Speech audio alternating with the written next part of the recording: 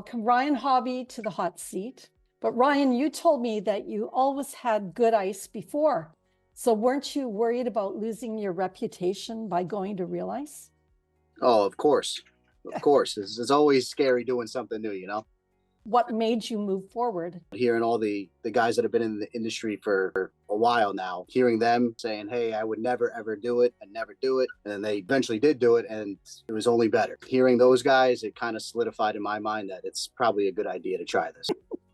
So is the ice still king at your arena? Yeah, absolutely.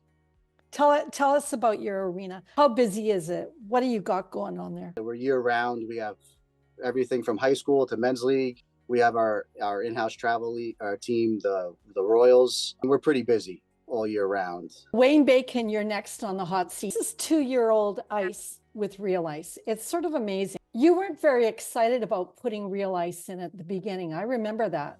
Were you worried about losing your reputation? Yeah, that's pretty true, being in the business for 35 years and then you have something new comes into this system and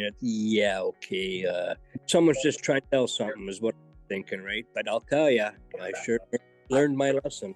What was your lesson, Wayne? So clean, fast, everything. I mean, it's day to night, or it's really hard to teach, a dog new tricks. And I highly recommend that, we do teach old dogs new tricks. Speaking of old dogs and new tricks, right? Paul Jackson, I'm kidding, Paul. He's at a 4,000 seat arena and you can actually see that shiny REALice ice, what that looks like. But Paul, it's an event center and a hockey center. Weren't you nervous to be going to something new with REALice? I live on the edge all the time, so not really. And when I read about it, it sounded really, really good. And our facilities manager has always been complaining about the high hot water bills. It was his impetus actually that got us into this. Once we started, we put away our misting wand and used the handheld to put the ice down this year, not really realizing what it was going to be like. And what we said, well, we're going to give it a shot. A lot of skeptics, of course, and it worked out fine. We had problems taking it out because it was so hard and dense. Everybody was saying how hard the ice was. They just kept commenting about it, how the puck movement was really a lot better. This poor guy here with his puck loader, I mean, he was, I don't want to say it, but he was cursing, trying to get this ice out. But we finally got it out. But all year, it's really great. Actually, and the other comment we had from the owners of the Thunderbirds was how the logos were able to be viewed all season. We used to have problems probably 3/4 of the way through the season where the logos just disappeared, or a lot of them disappeared. You couldn't really see what they were. This year, right to the very end, you could see them really, really well. So that was another good feature. Yeah, I know I was a little nervous at first, but it went pretty smooth, to be honest. And it was a learning curve and see how it would actually take. But we've gotten through 2 years now with it. So was it a big change going from hot water? No, it really wasn't. We had a lot of skeptics. If there was a problem, that was it. It was the skeptics. And we had one guy who just so insisted on hot water, and he finally became a believer, but it took him all season to realize that, something is actually working. But that was really the only issue we had. As far as changing things, we really didn't. We could see the ice was setting up a whole lot quicker than when we were using hot water. No, it was no problems whatsoever.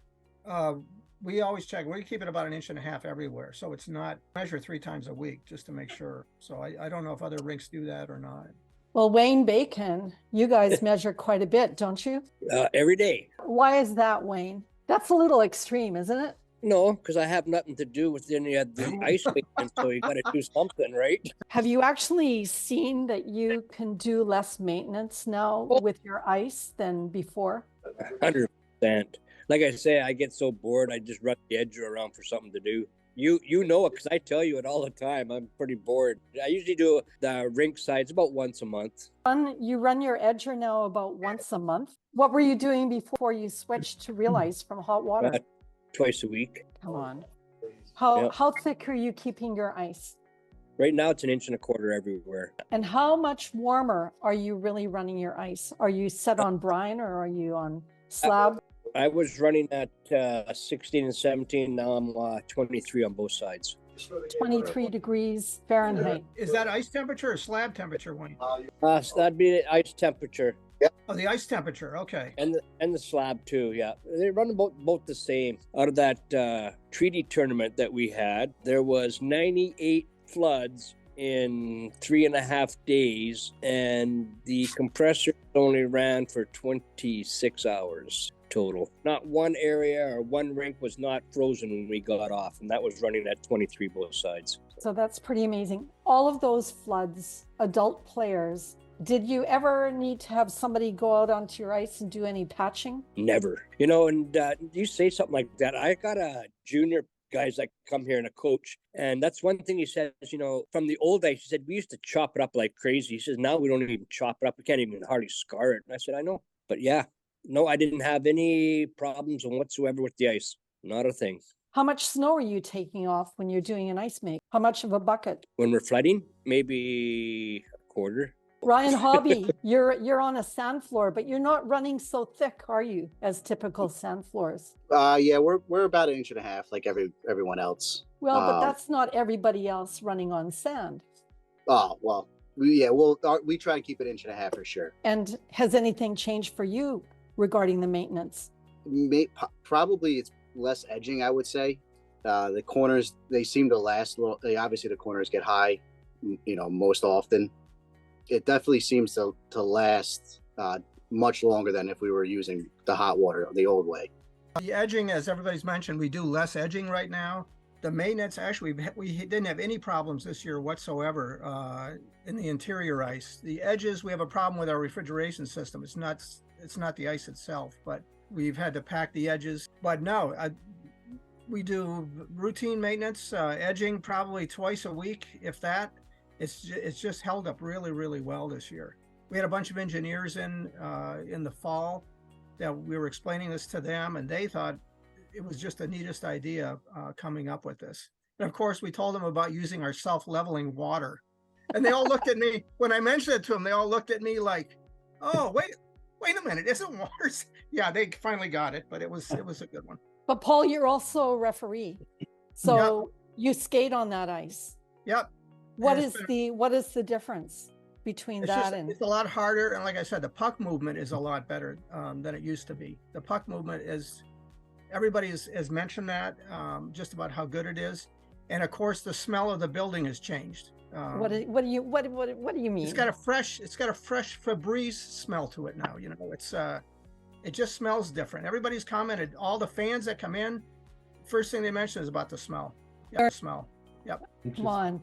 We are not eliminating hockey stink. You can't say that. No, we're not, but the rest of it is good. If you had a second facility, like in Canada, we have 26 repeat customers. Would you be a repeat customer? Oh, yeah.